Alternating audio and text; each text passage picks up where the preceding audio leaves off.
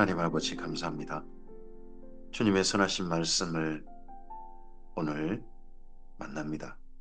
주께서 허락하신 이 말씀, 오늘 걸어가는 우리의 삶 가운데 주님의 인도하심이고 주께서 비춰주심이고 주께서 우리 안에 함께 손잡아 주심이심이 이 말씀임을 믿습니다. 이 말씀 안에서 하나님께서 우리에게 함께 걷자고 제안하시고 이렇게 살자고 부탁하시고 이렇게 해야 한다라고 명령하신 말씀이심을 믿습니다. 그 말씀을 이 시간 삼가 듣고자 합니다. 성령께서 감동하시옵소서. 알아듣게 하시고 볼 수 있게 하시고 깨닫게 하옵소서. 우리 아버지의 나라가 하늘에서 이루신 것처럼 오늘 우리의 삶을 통하여서 이 땅 가운데 이루어지게 하옵소서. 의지하오며 예수님 이름으로 기도합니다. 아멘. 오늘은 사무엘하서 1장에서 3장까지 말씀 함께 읽습니다. 사무엘 상사가 다윗이 이제 왕으로 될 준비가 거의 마무리되는 시점에 왔고, 그리고 사울이 길보아산에서 큰 비극 가운데 죽습니다. 비참하게 이스라엘 민족의 비참한 현실도 있었습니다.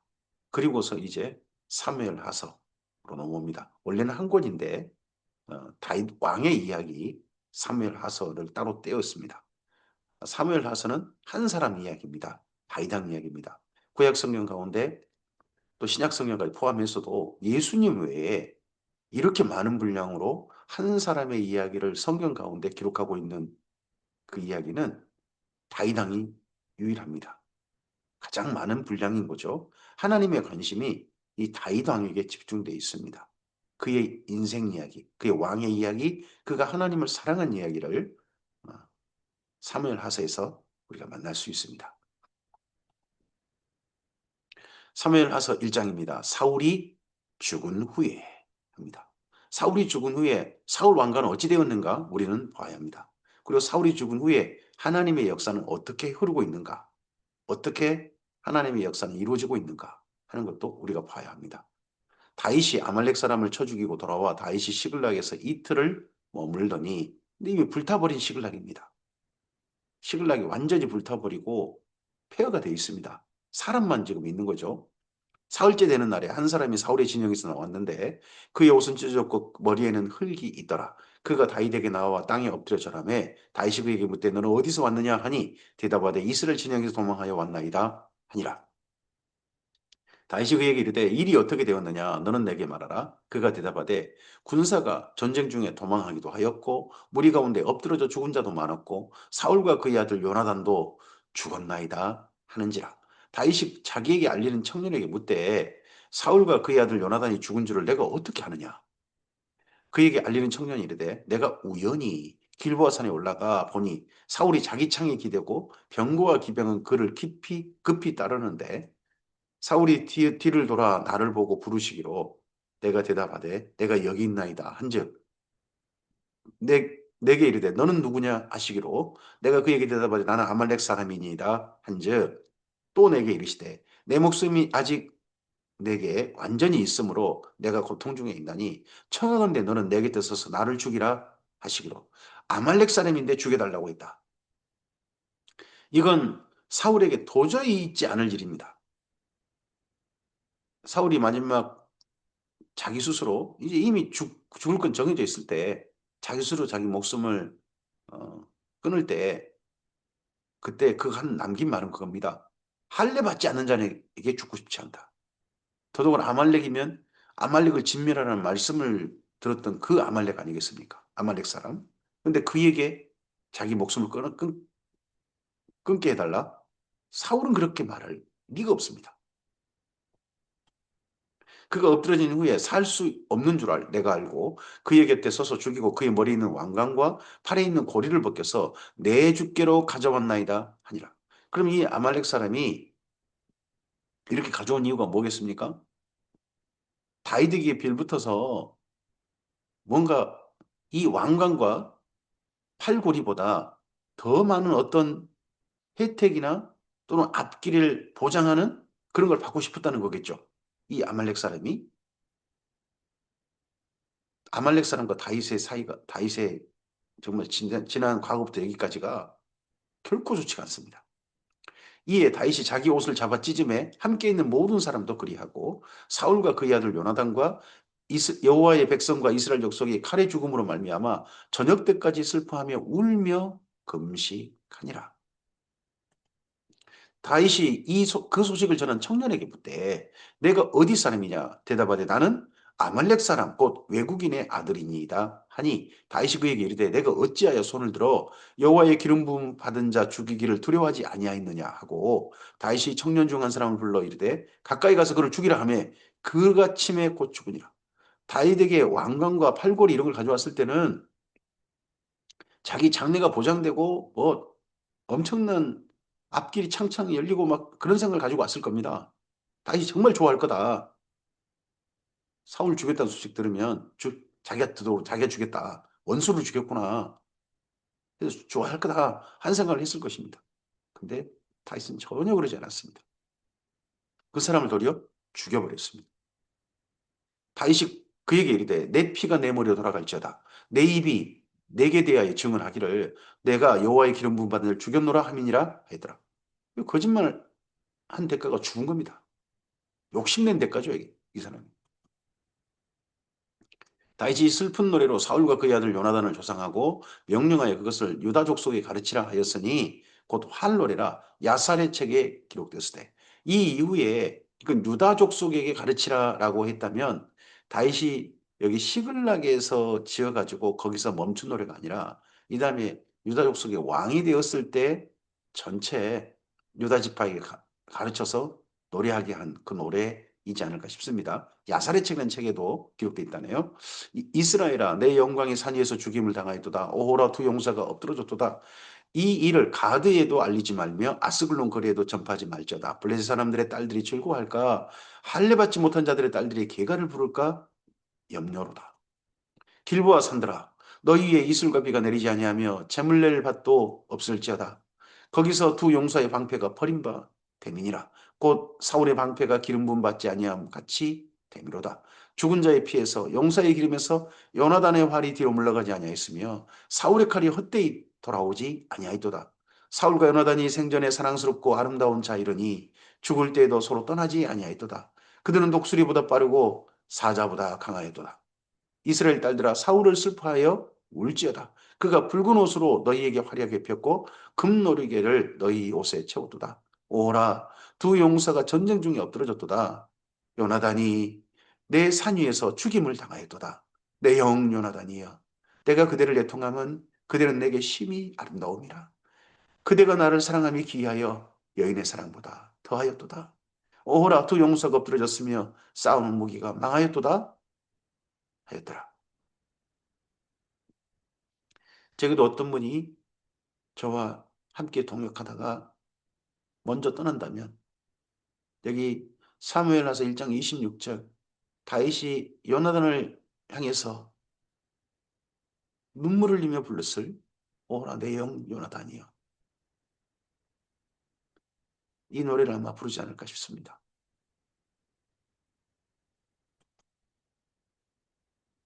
사무엘하서 2장입니다.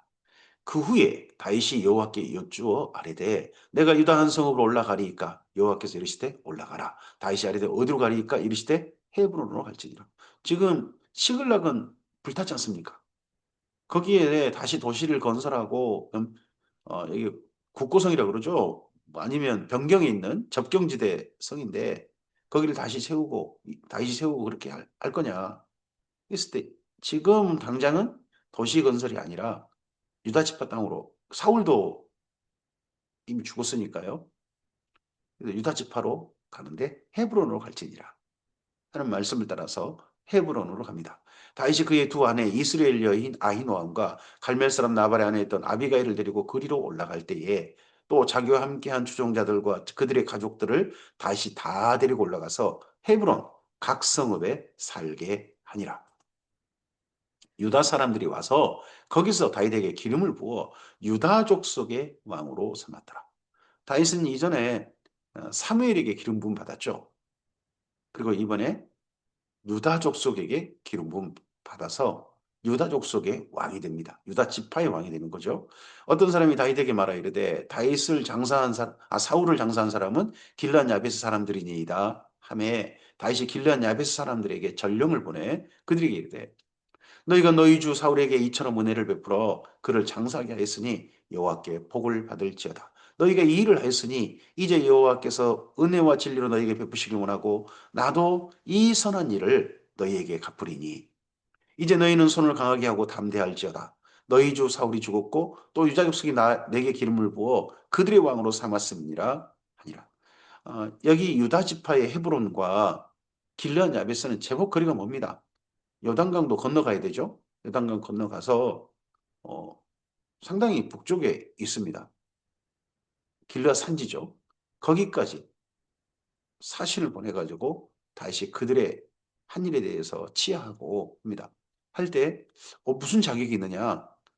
자기가 이렇게 하는 이유는 유다 족속이 나를 왕으로 삼았기에 그런 자격으로 너희가 잘한 일에 대해서 칭찬한다. 그 일 잊지 않고 나도 꼭 나중에 선으로 갚겠다 하고 보냅니다. 이런 뜻밖의 전령이 왔을 때 길란 야벳 사람들이 어떻게 반응했을지에 대한 내용은 성경에 있지 않습니다만 어, 길란 야벳 사람들이 자기들이 이렇게 한 거에 대해서 그 주변에서 누구도 잘했다든지 뭐 그런 이야기를 했는지 모르겠습니다. 하지만 다윗으로부터 이렇게 잘했다는 소식을 들었을 때 나름 다윗에 대한 호감도는 좀 생기지 않았을까 싶습니다. 그럴 때 사울의 남은 후손들입니다. 사울의 군사령관 네리 아들 아브넬이 이미 사울의 아들 이스보셋을 데리고 마하나임으로 건너가 길르앗과 아술과 이스라엘과 에브라임과 베냐민과 이스라엘 온 이스라엘의 왕으로 삼았더랍니다. 마하나임이면 예전에 야곱이 가나안 땅으로 돌아올 때 하나님에서 가나안 땅으로 돌아올 때 하나님의 군대를 천사들을 만났던 장소죠. 그래서 마하나임을 이름 붙였던 곳. 네. 야복강 건너기 전, 야복강 건너기 전 그 장소 아니겠습니까? 그러면 거기 가나안 땅 저 북쪽에 초기 정도죠. 상당히 먼 데로 그쪽으로 갔습니다. 근데 이 마하나임 사람과 나중에 다윗 사이도 상당히 괜찮은 사이로 된 게 또 나중에 또 보면 보입니다. 사울의 아들 이스보셋이 이스라엘 왕이 될 때 나이가 40세이며 두 해 동안 왕위에 있으니라. 유다 족속은 다윗을 따르니 이때 이스보셋은 40세, 다윗은 30세입니다. 다윗은 30세에 유다 족파의 왕이 돼요. 근데 사울의 아들 막내 아들인데 이스보셋이 40세예요. 그러면 다윗과 요나단의 이 이스보셋 위에 아들 3명이 있지 않습니까? 그 중에서 요나단이 첫째니까 상당히 나이가 많죠. 그래서 다윗과 요나단 사이 나이는 적어도 45세 이상은 된다. 아니, 15살 이상 차이, 20살 정도, 20살 정도 차이는 날 수 있다 하는 것이 좀 보입니다. 근데 우리가 다윗과 요나단이 다윗을 항상 앞세운단 말이에요. 근데 나이처럼 보면 요나단이 한참 위에 형인 거죠. 이거 보면. 그리고 이제 이런 걸로 보면 미갈이라고 하는 여인도 다윗보다 연상의 여인일 수도 있다 하는 것도 충분히 생각해 볼 수 있습니다. 유다 족속은 다윗을 따르니 다윗이 헤브론에서 유다 족속의 왕이 된 날수는 7년 6개월이더라. 그러면 유다 지파의 다윗이 왕이 된 거 나머지 지파가 사울 왕가를 따르는 횟수가 적어도 7년은 된다는 거죠. 7년 정도는 된다. 근데 그 가운데서 이스보시 왕이 된 시간은 2년밖에 아니라는 거예요. 한 5년은 뭐 어떻게 된 거지? 그러면 아마도 아브넬이 그쪽으로 이스보스를 데려갔다가 자기가 왕이 되려고 좀 뭉구적거린 게 아닌가 싶죠. 근데 뭐 전체 분위기가 자기는 도저히 왕이 돼서는 안 되는 그런 분위기다 보니까 사울의 정통성을 이어야 된다. 더더구나 이스보셋이 있지 않냐 하는 그런 분위기가 있으니 결국은 이스보셋을 왕으로 세운 그러지 않았나 싶습니다. 네리 아들 아브넬과 사울의 아들 이스보셋의 신복들은 마하나임에서 나와 기브온에 이르고 수레의 아들 요압과 다윗의 신복들도 나와 기브온 못가에서 그들을 만나 함께 앉으니 이는 못 이쪽이요 그는 못 저쪽이라. 이렇게 양쪽이 대립하고 있을 때, 대치하고 있을 때 기브온 못 가면 여기가 베냐민 지파 땅이죠. 베냐민 지파, 유다 지파 경계 그쪽 정도가 됩니다. 기브온, 기브아. 기브온 바로 옆에가 기브아입니다. 기브아면 기브아가 바로 사울 왕가의 고향 아니겠습니까? 그러니까 그쪽은 접경지대지만 도리어 유다 지파가 좀 북쪽으로 올라왔다 하고 생각할 수 있을 것 같습니다. 그러다 보니까 유다 지파가 조금 요압의 군대가 좀 올라오니까 대처하는 차원에서 사울 왕가에서 아브넬이 그때 저쪽 마하나임에 있었다면 여기까지 올 리가 없을 텐데 하여튼 순식간에 이쪽에 왔는지 서로 대치가 된 겁니다. 아브넬이 요압에게 이르되 원하건대 청년들에게 일어나서 우리 앞에서 겨루게 하자. 요압이 이르되 일어나게 하자 하매 그들이 일어나 그 수대로 나아가니 베냐민과 사울의 아들 이스보셋의 편에 12명이요 사울 다윗의 신복 중에 12명이라 각기 상대방의 머리를 잡고 칼로 상대방의 옆구리를 찌르매 일제히 쓰러진지라. 그러므로 그것을 헬갓 하수림에 일컬었으며 기브온에 있더라. 서로 겨뤄보자라고 했는데 아이고 양쪽 12명이 다 함께 죽어버려 24명이 다 죽은 거죠. 서로. 그날의 싸움이 맹렬하더니 아브넬과 이스라엘 사람들이 다윗의 신복들 앞에서 패하니라. 사울의 군대도 뭐 그냥 그동안 가만히 놀고 먹은 군대는 아니죠. 사울의 군대가 그동안 사울 40년 동안 이곳저곳에 전쟁에 얼마나 많이 나갔겠습니까? 다윗을 추격하는데도 동원되고 굉장히 많은 전쟁에 동원됐습니다. 그런데 다윗의 군대는 더 처절한 거죠. 더 처절한 여기저기 훈련들 많이 했고 전쟁에 경험했고 뿐만 아니라 무기가 다릅니다. 무기가. 다윗의 군대는 시글락. 거기서 철제 무기로 완전히 변화됐습니다. 근데 여기 이스라엘 군대는 예전에 어, 사울과 요나단에게만 철제칼이 있었다 하는 정도 무기 수준입니다. 무기 수준이 너무 달라요. 그러다 보니까 이 요압의 군대가 사정없이 이겨버렸습니다. 그곳에 수레 아들 세 아들 요압과 아비새와 아사엘이 있었는데 아사엘의 발은 둘로로 같이 빠르더라. 아사엘의 헤일이 하필 누구를 쫓았냐 그러면 적의 수장, 적의 대장 아브넬을 쫓아 달려가되 좌우로 치우치지 아니하고 아브넬의 뒤를 쫓았습니다. 아브넬 이번에 잡아야 된다. 이거 아사엘이 쫓아간 겁니다. 아브넬이 뒤를 돌아보며 이르되 아사엘아 너냐? 대답하되 나로라. 서로 아는 사이인 거죠. 안면이 있는 사이 같습니다. 아브넬이 그에게 이르되 너는 왼쪽으로나 오른쪽으로 가서 청년 하나를 붙잡아 그의 군복을 빼앗으라. 하되 아사엘이 그렇게 하기를 원하지 않냐고 그의 뒤를 쫓으매 아브넬이 다시 아사엘에게 이르되 너는 나 쫓기를 그치라. 내가 너를 쳐서 땅에 엎드러지게 할 까닭이 무엇이냐. 그렇게 하면 내가 어떻게 내 형 요압을 대면하겠느냐. 하되 지금 아브넬은 벌써 이 이후에 다윗의 군대와 만날 또 그런 시간도 이미 고려하고 있는 것 같습니다. 그가 물러가기를 거절하며 아브넬이 창 뒤끝으로 그의 배를 찌르니 창이 그 등을 꿰뚫고 나간지라. 곧 그곳에 엎드러져 죽음에 아사엘이 엎드러져 죽은 곳에 이르는 자마다 머물러 서더라.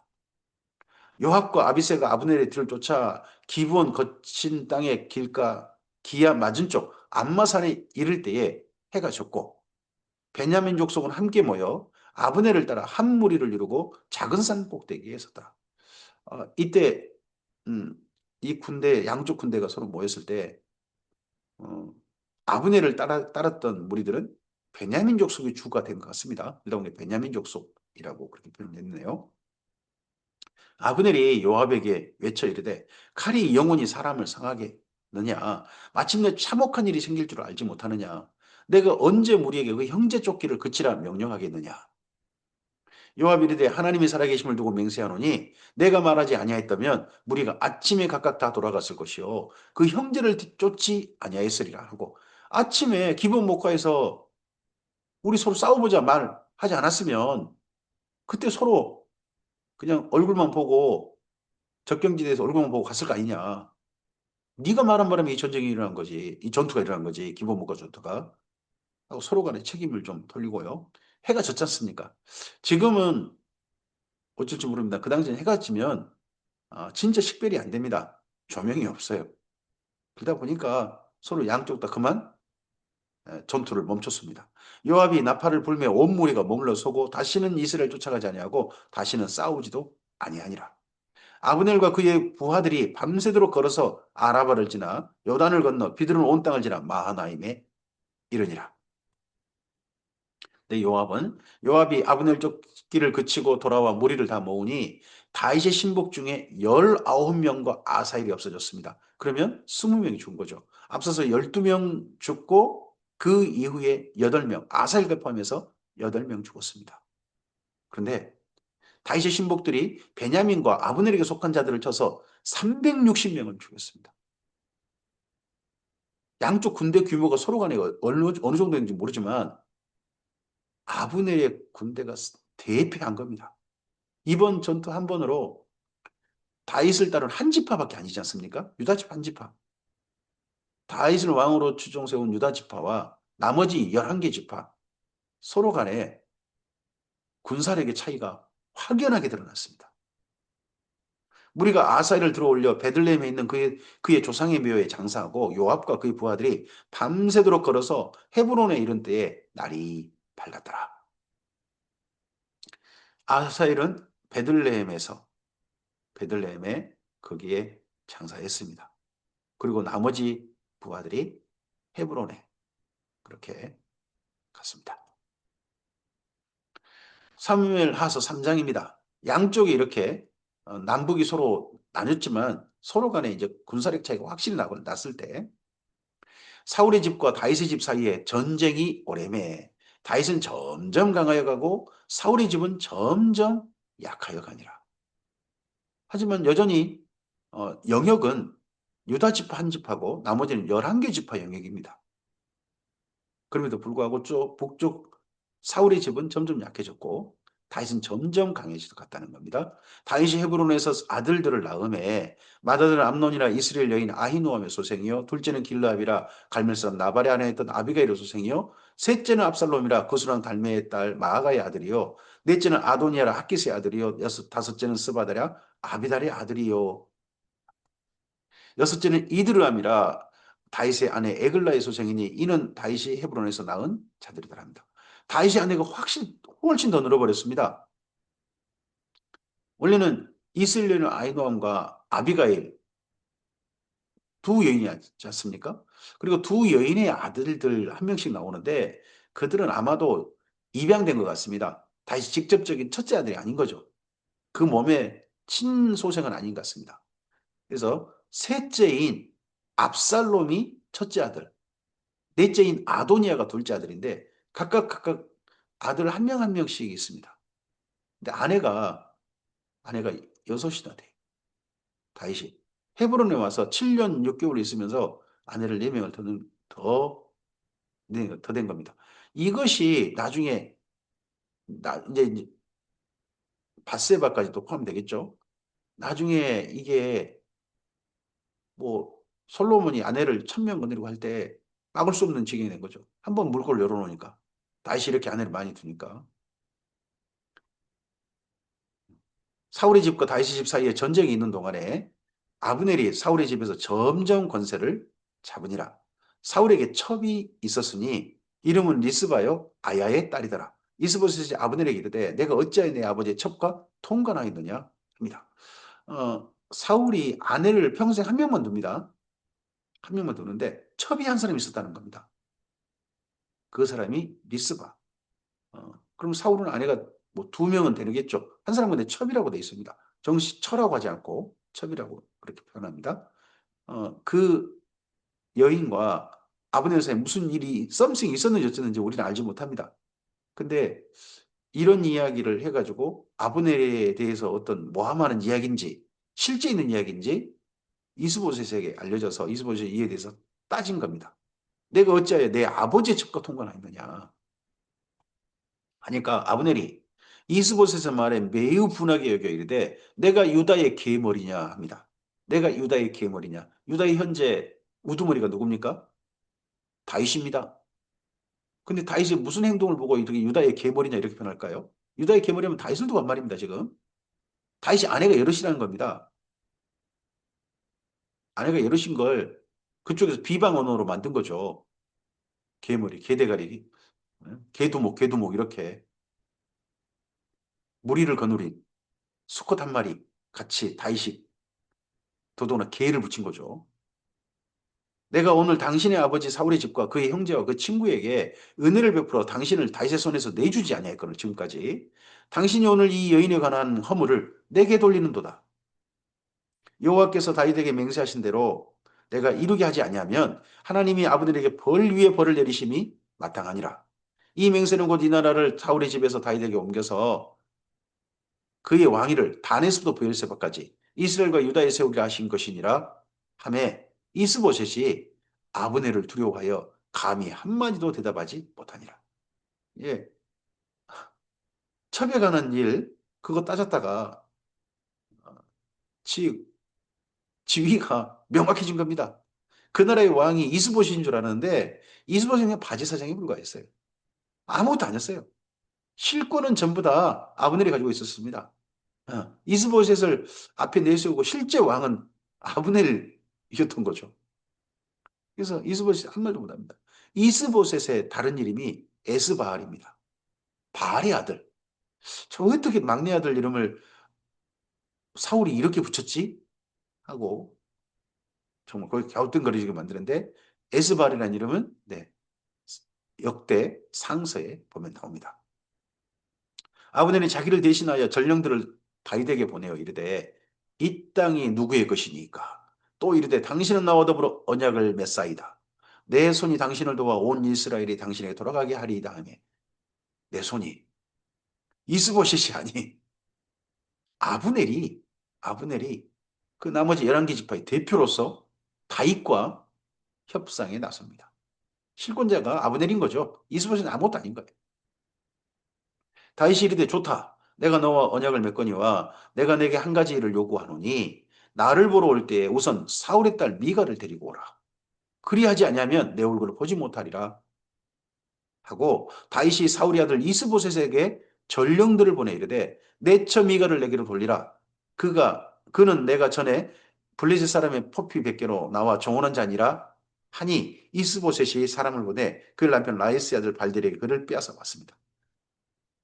다윗이 어, 이스보셋에게 먼저 물밑으로 아브넬하고 다윗과 이야기하고 난 다음에 양쪽 협상의 조건으로 미가를 보내라. 일단 그 말을 하고 정식 요청은 이스보셋에게 한 거죠. 이미 다 하게 해놓고 요청은 이스보셋에서 하니까 이스보셋이 잘 살고 있는 미가를 빼앗아왔다는 겁니다. 빼앗았다. 그럼 이거 이스보셋이 했겠습니까? 아브넬이 했지. 아브넬이 실제 했겠죠. 그리고 다윗은 왜 미가를 원할까요? 물론 사랑했다. 그럴 수 있죠. 근데 지금 현재 정통성이 중요합니다. 사울 왕가의 정통성은 다윗에게도 중요한 거죠. 다윗이 예전에 어떤 사람입니까? 사울 왕가가 매월 첫날 식사할 때 함께 식사했던 사울의 가족 중에 한 사람이었습니다. 요나단과 함께 사울 다른 아들들도 있는데 요나단과 함께 사울 왕가의 식사 자리에서 수종 들었던 바로 그렇게 인정받았던 다윗 아닙니까? 그런 인정성은 누가 자기 아내일 때, 미갈이 자기 아내일 때 이런 겁니다. 그러니까 미갈을 데려오라는 데는 다분히 정치적인 해석이 될 수밖에 없습니다. 이건 정통성 문제다. 사울 왕가의 정통성은 내게도 있다 하는 다윗의 주장인 거죠. 그의 남편이 그와 함께 오되 울며 바울임까지 따라왔더니 아브넬이 그에게 돌아가라 하며 돌아가니라. 이 보면 아브넬이 뺏어온 게 보입니다. 아브넬이 이스라엘 장로들에게 말하여 이르되 너희가 여러 번 다윗을 너희 임금으로 세우기를 구하였으니 이제 그대로 하라.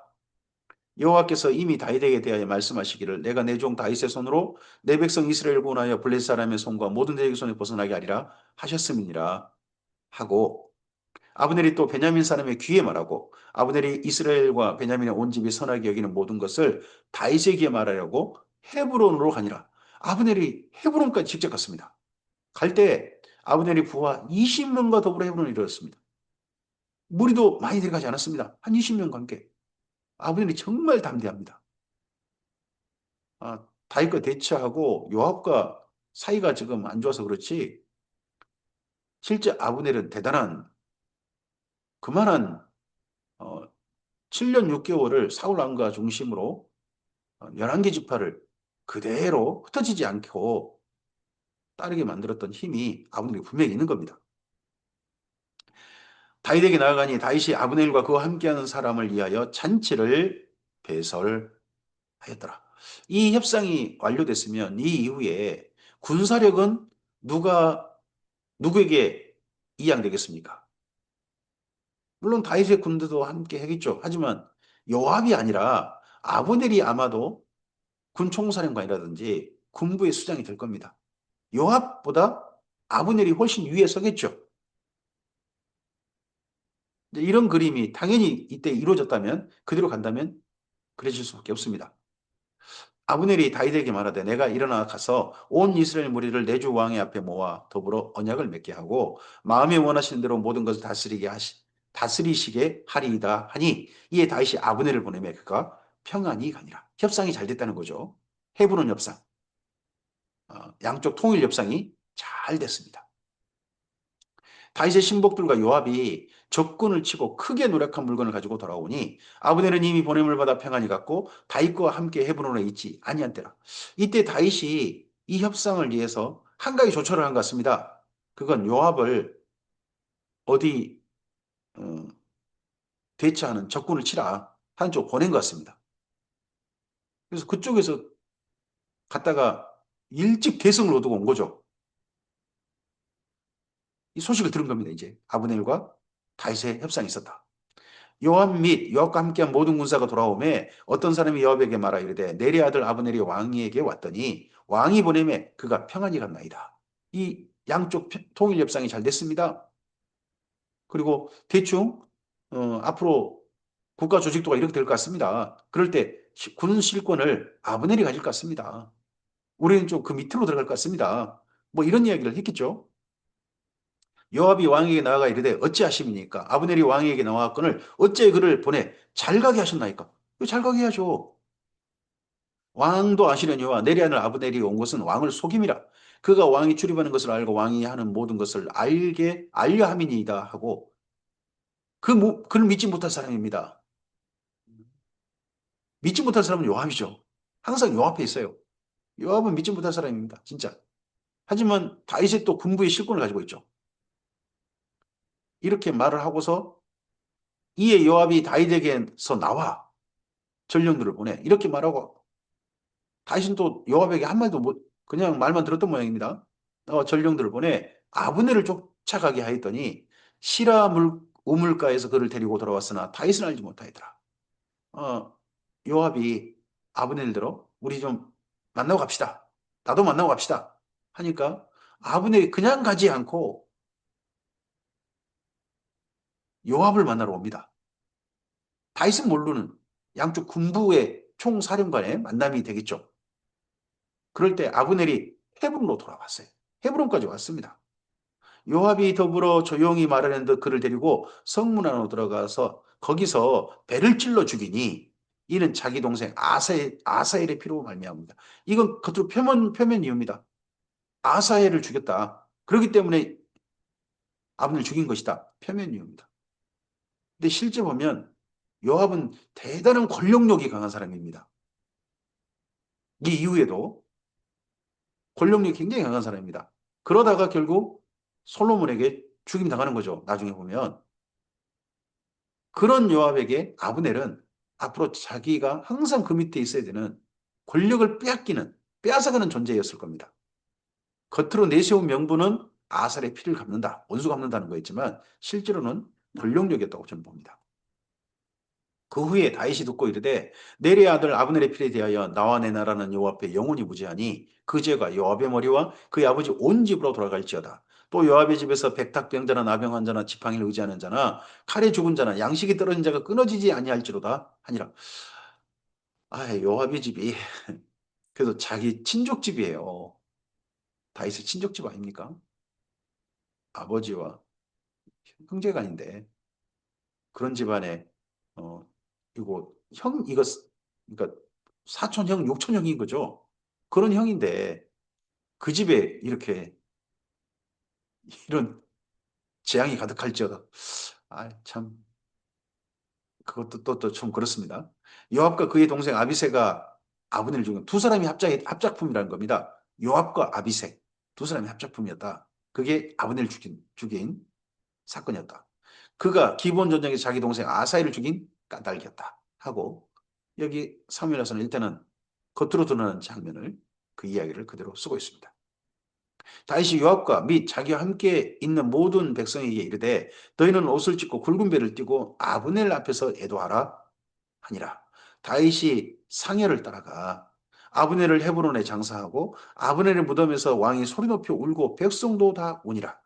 왕이 아브넬을 위하여 애가를 지어 이르되 아브넬의 죽음이 어찌하여 미련한 자의 죽음 같은고 내 손이 결박되지 아니하였고 내 발이 착고에 채이지 아니하였거늘 불의한 자식이 앞에 엎드러진 같이 내가 엎드러졌도다 하매 온 백성이 다시 그를 슬퍼하여 우니라. 다윗이 이전에 뭐 아브넬과 사이가 글쎄요 맨 처음엔 나름 괜찮을 수도 있었겠죠. 함께 식사하는 사람들 아니었습니까? 가족으로 식사했던 사람. 늘 사울 왕과 아브넬이 서로 마주 앉아 있고 그 옆에 요나단과 다윗이 서서 그 식사 자리를 시중드는 그런 장면이었으니까요. 하지만 이 이후에 다윗을 죽이자고 했던 사람 중에 저는 아브넬이 있지 않았을 거라고 저는 생각을 갖습니다. 사울에게 자꾸 그런 말 했던 사람 중에 아브넬이 있지 않을까. 근데 이때 이 죽음 앞에서 자기는 결박하고 자기는 아브넬과 아주 좋은 사이였다 하는 식으로 다윗은 노래를 쓰고 그리고 이때 함께 울고 그렇게 합니다. 이 눈물이 진짜 진실한 눈물인가? 저는 그거에 대해서 잘 모르겠습니다. 어쨌든 다윗은 굉장히 정치적인 사람입니다. 석양에 무백성이 나와 다윗에게 음식을 권하니 다윗이 맹세하여 이르되 만일 내가 해가 지기 전에 떡이나 다른 모든 것을 맛보면 하나님이 내게 벌이의 벌을 내리심이 마땅하니라 하매 온 백성이 보고 기뻐하여 왕이 무슨 일을 하든지 무리가 다 기뻐하므로 그날에야 온 백성과 온 이스라엘이 내리 아들 아브넬을 죽인 것이 왕이 한 것이 아닌 줄 아니라. 정말 자기를 원수를 죽였다면 이렇게까지 하지 않을 것이다 하는 건 모든 사람 다시 그가 죽이지 않았다 하는 것들은 분명히 아는 거죠. 저쪽 남은 사울 왕가를 따르는 사람들도 아브넬의 죽음이 너무나 큰 충격이었을 것입니다만은 다윗은 하지 않았다. 다윗은 그런 지시도 한 적도 없고 다윗과 상관없는 죽음이다 하는 것은 알려진 겁니다. 다윗이 그의 신복에게 이르되 오늘 이스라엘의 지도자의 큰 인물이 죽은 것을 알지 못하느냐. 이건 분명합니다. 아브넬이 큰 지도자였죠. 내가 기름 부음을 받은 왕이 되었으나 오늘 약하여서 수르의 아들인 이 사람들을 제하기가 너무 어려우니 여호와는 악행한 자에게 그의 악한 대로 갚으실지로다 하니라. 다윗은 현재 권력이 약합니다. 왕이 되었지만 실제 많은 실권은 요압과 아비새 그들이 가지고 있는 거죠. 그들의 행태에 대해서 어떻게 다윗이 막을 수가 없는 제어할 수 없는 아직은 현재 그런 수준입니다. 여기까지 이야기입니다. 다윗이 이제 이스라엘 유다 지파 왕에서 이스라엘 왕으로 되어갑니다. 그리고 그가 이제 왕으로서 그 다음 일들을 준비해가는 과정에 있습니다.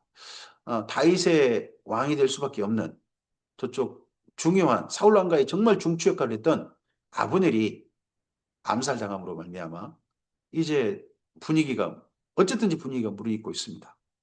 그 다음 이야기로 넘어갑니다. 우리의 삶에 하나님의 사건들, 하나님의 일들, 그 일들 속에 보면 각각의 역할들이 있고 한 것 같습니다. 그리고 때가 있는 것 같습니다. 다윗이 아직 이스라엘의 왕이 될 때가 아닙니다. 그래서 헤브론에 유다 지파의 왕이 돼서 7년 6개월 있습니다.